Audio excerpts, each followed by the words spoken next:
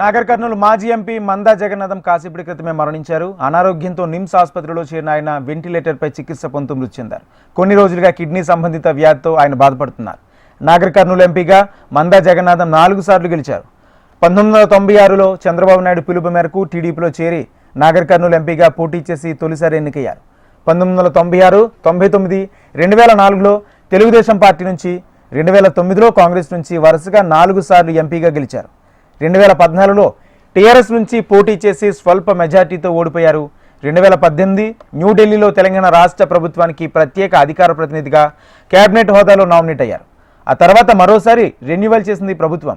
మందా జగన్నాథం మృతితో కుటుంబ సభ్యులు శోకసంద్రంలో మునిగిపోయారు. రేపు నాగర్ కర్నూలు అంత్యక్రియలు జరిగే అవకాశం ఉంది.